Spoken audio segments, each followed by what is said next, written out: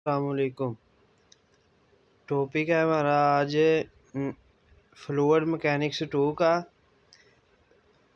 Viscous fluid का ये topic है। Navier Stokes equation of motion for a compressible viscous fluid.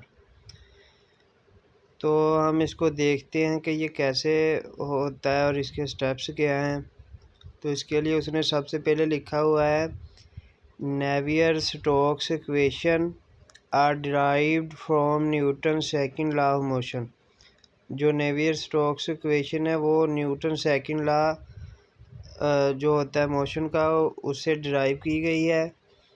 Which states that the rate of change of linear momentum of a body is equal to sum of external forces acting on the body. और आगे उसने जो Newton second law होता है वो उसको उसने define कर दिया है कि क्या होता है कि जो rate of change of linear momentum of a body वो इक्वल होता है sum of external forces acting on a body. जो एक बॉडी पे बैरूनी फोर्सेस एक्सटर्नल फोर्सेस एक्ट करती हैं उसके इक्वल होता है rate of change of linear momentum. और आगे यहाँ तक पहले उसने बात की कि ये Navier Stokes theorem Newton second law पर बेस करता है। फिर उसने न्यूटन सेकंड लॉ की तारीफ कर दी। अब उसने यहाँ पे आगे टर्म यूज़ किया एक्सटर्नल फोर्सेस। तो वो उसको आगे यहाँ से उसको आगे एक्सप्लेन करेगा कि the external forces acting on the body are the body forces. जो एक्सटर्नल फोर्सेस बॉडी पर एक्ट करती हैं वो कौन कौन सी हैं। एक तो हो गया बॉडी फोर्सेस। बॉडी फोर्सेस में कौन सी होती हैं कि the gravitational force and the surface force. एक जो ज़मीन की फोर्स होती है ग्रेविटेशनल, और एक जो उसकी बॉडी की सरफेस की फोर्स होती है वो दोनों फोर्सेस को मिलाकर हम कहते हैं एक्सटर्नल फोर्स। अब इससे आगे आके the surface forces acting on a body of viscous fluids are of two types. सबसे पहले उसने न्यूटन सेकंड लॉ की बात की, उसने उसको डिफाइन कर दिया। फिर उसने एक्सटर्नल फोर्सेस की बात की, वो होती है ग्रेविटेशनल और सरफेस फोर्स। अब जो सरफेस फोर्स है वो उसकी टू टाइप्स होती हैं, वो आगे बयान करेगा कि a normal force or a normal stress similar to pressure but it may not be same in all direction. जो हमारा प्रेशर होता है वो तमाम डायरेक्शंस में सेम होता है, लेकिन जो नॉर्मल फोर्स बॉडी पर एक्ट करेगी वो प्रेशर के इक्वल तो होगी लेकिन वो सेम इन ऑल डायरेक्शन नहीं होगी। और जो सेकंड पॉइंट है वो है टेंजेंशियल फोर्स और शीयरिंग स्ट्रेस। जो टेंजेंट की तरह रिएक्ट करती है tangential force whose direction is parallel to surface on which it acts। जो टेंजेंशियल फोर्स है वो जिस सरफेस पे एक्ट करती है उसके पैरेलल होती है।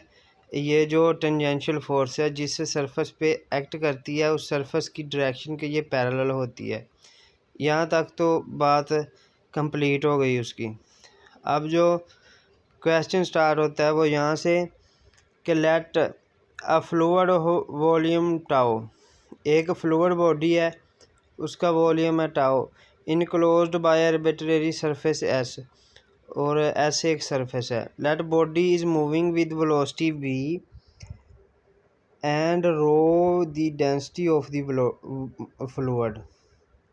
जो बॉडी है वो वी वेलोसिटी से मूव कर रही है और जो रो है वो उसकी डेंसिटी है।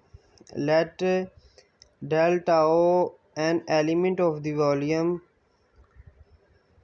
सबसे पहले उसने वॉल्यूम की बात कर दी कि एक फ्लूइड है उसका वॉल्यूम टाओ है, सरफेस एस है और वेलोसिटी वी से वो मूव कर रही है, रो उसकी डेंसिटी है। यहाँ तक उसने चार चीज़ें बता दी। अब क्या किया कि उसने ये जो पिक बनी हुई है इसमें उसने एक स्मॉल पैच ले लिया, स्मॉल एलिमेंट ले लिया, उस एस बॉडी की बॉडी सरफेस एस का डेल एस, और उसका उस छोटे जो एलिमेंट लिया है उसका वॉल्यूम लिया है डेल टाओ। तो वो आगे उसको बयान कर रहा है कि let del tau be an element of the volume. जो डेल टाओ है वो एलिमेंट वॉल्यूम है, जो डेल एस का जो एलिमेंट है उसका वो वॉल्यूम है। Then the mass of the fluid within the element is. अब डेल टाओ जो है डेल एच का वॉल्यूम है। अब मास का हमें पता है कि रो बराबर होता है एम ओवर वी के, और जो एम बराबर होता है वो डेंसिटी ज़रब वॉल्यूम के। तो ये then the mass of the fluid is density into volume delta, rho delta आ गया। And the momentum of the body within the fluid is rho V delta. तो ये मोमेंटम होता है हमारे पास P is equal to M V के। तो एम हमारे पास था रो डेल्टा और इसको मल्टीप्लाई कर दिया वी से, तो ये हमें मोमेंटम दे देगा। यहाँ तक तो जो उसने चीज़ हमें बतानी थी कि गिवन है वो उसने हमें बता दिया। अब हम क्या करेंगे कि the momentum of the whole body. अब एक हमारे पास एस कंप्लीट बॉडी है और एक डेल एस है उसका स्मॉल एलिमेंट। तो हमने सबसे पहले बात की कि the momentum of the whole body, तमाम बॉडी का मोमेंटम होगा हमारे पास रो वी डी टाउ। और rate of change of momentum, rate of change of हमें पता है कि उसको टाइम के लास्ट डेरिवेटिव लेते हैं तो वो रेट ऑफ चेंज ऑफ बन जाता है। तो rate of change of momentum आ गया D V over D T ले लिया, रो और डी टाउ ऐसे ही आ गया।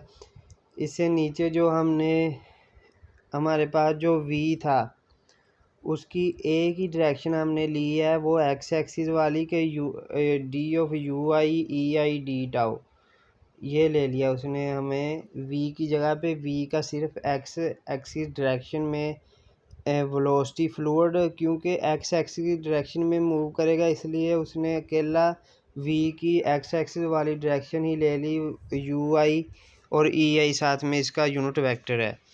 यहाँ तक एक चीज़ कंप्लीट हो गई। अब दो पॉइंट्स उसने डिस्कस किए थे इधर, एक था नॉर्मल फोर्स और एक थी टेंजेंशियल फोर्स। अब यहाँ पे एक वो बॉडी फोर्स एक्ट करेगी और एक फोर्स एक्ट करेगी सरफेस फोर्स। तो सबसे पहले उसने कहा कि let F be a body force per unit mass. जो बॉडी फोर्स होती है वो अंडरस्टूड है कि यूनिट मास पे पर यूनिट मास होती है। Then the body force on the volume element is F rho del tau.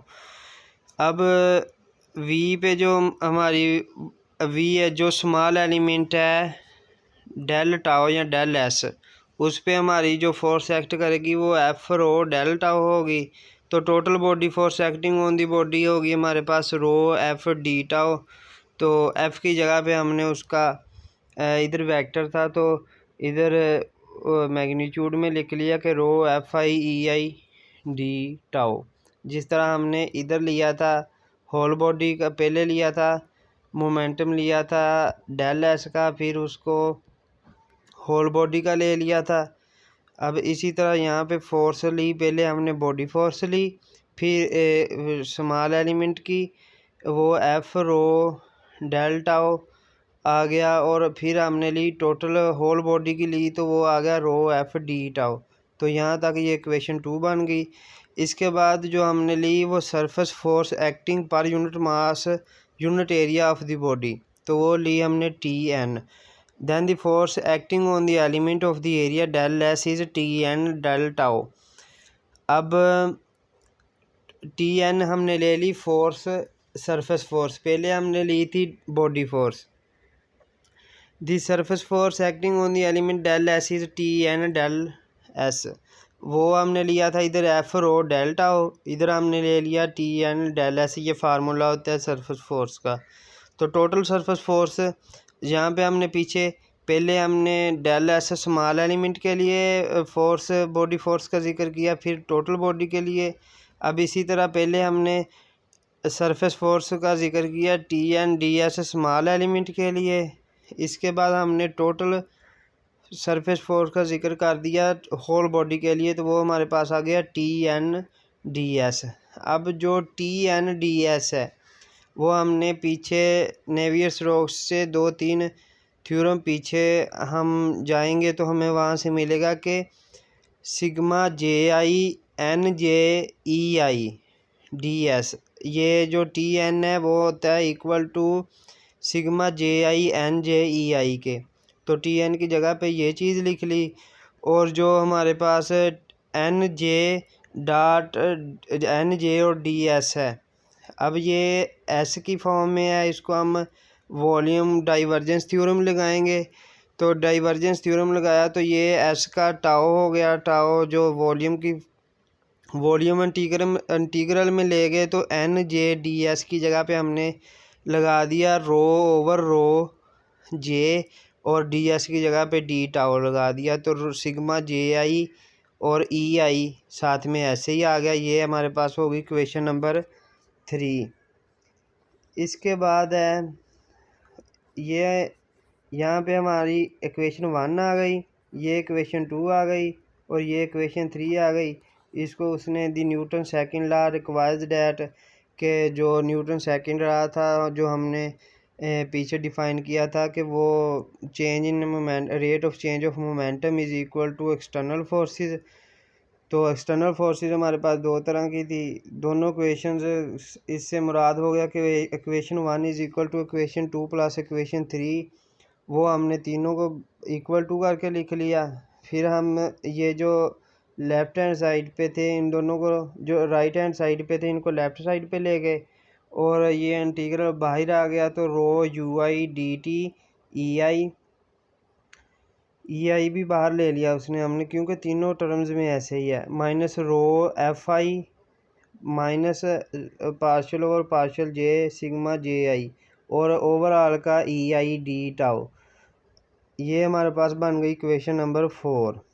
Since the equation 4 holds for an arbitrary volume tau, क्योंकि ये इक्वेशन 4 हर वॉल्यूम किसी भी वॉल्यूम टाओ के लिए हमारे पास होल्ड है, तो the integral assumed continuous must be zero. तो हम इंटीग्रल को हम स्किप कर देते हैं यहाँ से, तो हमारे पास ये जो ब्रैकेट्स के अंदर वाली टर्म थी उसको ऐसे लिख लिया इधर इक्वल टू ज़ीरो करके।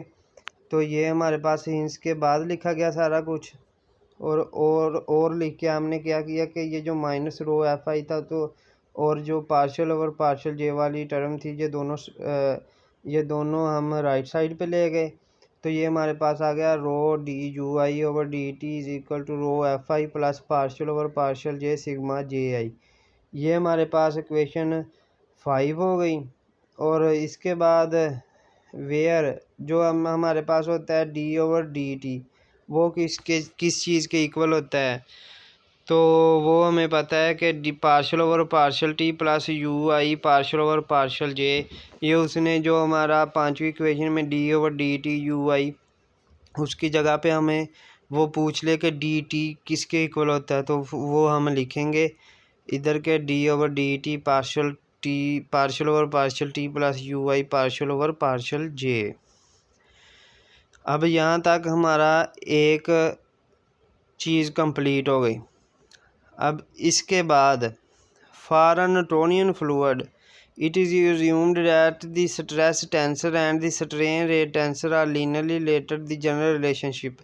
ये जो रिलेशनशिप, ये जो इक्वेशन 5 है इसमें हमारे पास सिग्मा जे आई आ रहा है, क्योंकि ये सिग्मा जे आई और आई जे आपस में इक्वल होते हैं। अब हम सिग्मा जे आई की जगह पे हम जो वेक्टर टेंसर, जो स्ट्रेस टेंसर और स्ट्रेन रिलेशनशिप जो हमारे पास होता है वो हम सिग्मा जे आई की जगह पे यूज़ करेंगे। तो फिर जो हमारा आंसर आएगा वो हमारा आंसर होगा नेवियर स्टोक्स का।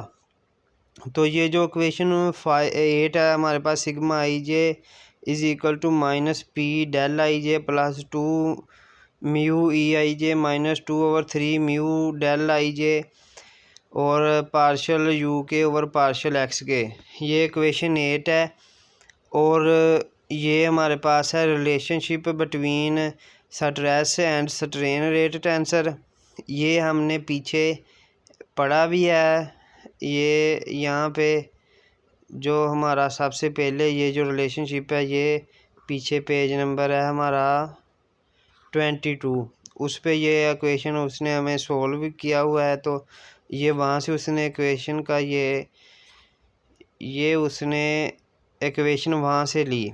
अब जो हमारे पास थी इक्वेशन नंबर 5, अब इक्वेशन नंबर 5 में जहाँ पे था सिग्मा जे आई, वहाँ पे हमने ये सिग्मा आई जे की वैल्यू लिख दी, 8 इक्वेशन पुट कर दी 5 में, तो ये हमारे पास रो डी यू आई ऐसे ही आ गया और is equal to rho F I भी ऐसे ही आ गया और plus partial over partial J आ गया, और जो हमारे पास सिग्मा आई जे था वो ऐसे ही लिख दिया, ये इक्वेशन 8 के इक्वल था तो ये इक्वेशन 8 लिख ली।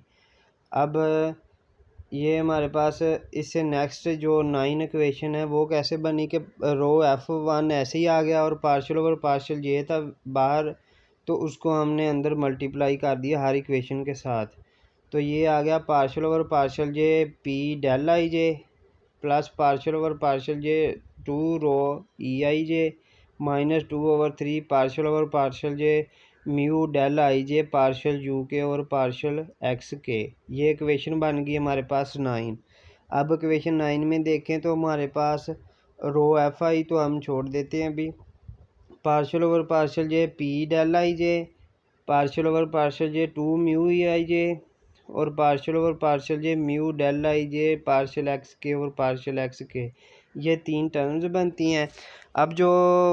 अब हमने पहली टर्म ले ली कि partial over partial x J P del आई जे, इसकी जगह पे हम क्या लिखेंगे, तो ये हम सारा समझने के लिए तो इस्तेमाल कर सकते हैं, लेकिन अगर हम डायरेक्ट ही लिखना चाहें partial over partial x J की जगह पे हम लिख सकते हैं partial P over partial X I, तो ये हमने इधर लिख दिया कि partial over partial x J P del I J is equal to partial over partial P X I, ये हमने देयर फोर करके ये चीज़ लिख दी। अब ये चीज़ आई कैसे कि पार्शल ओवर पार्शल एक्स जे है तो उसकी जगह पे हमने लिखा पार्शल ओवर पार्शल x1 फिर 2 फिर 3 और जो p और i ऐसे ही रह गया, j की जगह पे पहले 1 यूज़ किया फिर 2 फिर 3। अब जो ये इक्वेशन बन गई। अब इनकी जगह पे हमने जो i था उसकी जगह पे 1 लिखा तो हमारे पास पार्शल p और पार्शल x1 बन गया, i की जगह पे 2 लिखा तो पार्शल p और पार्शल x2 बन गया, और आई की जगह पे 3 लिखा तो पार्शल पी और पार्शल x3 बन गया। तो हम जो चीज़ मेन है वो यही है कि याद रखने के लिए कि पार्शल और partial x J P del I J is equal to partial P और पार्शल x1 हम यूज़ करेंगे ये सेकंड टर्म जो partial over partial x J P del आई जे की जगह पे हम ये चीज़ यूज़ करेंगे partial P over partial X I. अब जो इससे नेक्स्ट है हमारे पास partial over partial x J 2 mu E I J, अब हम इसकी जगह पे क्या लिखेंगे और partial over partial x j mu del I J partial you के और पार्शल एक्स के की जगह पे हम क्या लिखेंगे, तो इसके लिए similarly partial over partial x j mu del I J partial you के और पार्शल एक्स के, इसकी जगह पे हम लिखेंगे partial over partial X I mu partial you के और पार्शल एक्स के। ये चीज़ भी खुद से हम याद रखेंगे कि हम क्या लिखना चाहते हैं उसकी जगह पे, और ई आई जो अकेला था हमारे पास उसकी जगह पे 1/2 partial U I over X J plus partial U I over partial X I. ये तमाम चीज़ें हमने जब इक्वेशन में पुट की हमने तो ये partial mu F I S rho F I ऐसे ही आ गया, माइनस जो हमारे पास था partial over partial x J P del आई जे, इसकी जगह पे हमने माइनस पार्शल पी और पार्शल एक्स आई ऐसे लिख दिया, और इसके आगे था हमारा partial over partial x J 2 mu E I J, और तो 2 म्यू ऐसे ही आया, और जो ई आई जे था उसकी जगह पे हमने लिख लिया 1/2 पार्शल यू आई एक्स जे, ये चीज़ लिख ली। ई आई की जगह पे 1/2 था तो उधर था 2 म्यू, तो 2 से कैंसिल हो गया तो इधर अकेला म्यू रह गया, ये ई आई पुट कर दिया इस टर्म की जगह पे। अब ये -2/3 वाली टर्म है, इसमें partial over partial x j mu del I J partial you के और पार्शल एक्स के की जगह पे हमने ये सिमिलरली के बाद जो इक्वेशन लेट की थी ये कि पार्शियल एक्स आई म्यू पार्शियल है यू के ओवर एक्स के। अब इसकी जगह पे हमने इसको पुट किया तो ये हमारे पास बन गई क्वेश्चन नंबर 10। तो यहाँ तक हमारा क्वेश्चन कंप्लीट हो जाता है। लेकिन आगे उसने कहा कि अगर हम क्रोनिकल डेल्टा की फॉर्म में लिखना चाहे तो वो हम कैसे लिख सकते हैं। तो उसके लिए उसने सारी टर्म्स में से पार्शियल ओवर पार्शियल एक्स जे को बाहर निकाल लिया, ये इसमें से और इसमें से। तो म्यू ये पार्शियल यू आई और सारा एक ही ब्रैकेट में चला गया, तो ये हमारे पास क्रोनिकल डेल्टा की शक्ल में आ गया। ये जो म्यू था इसकी जगह पे हमारे पास आ गया डेल आई ये। तो ये हमारे पास नेवियर स्टोक्स इक्वेशन बन गई।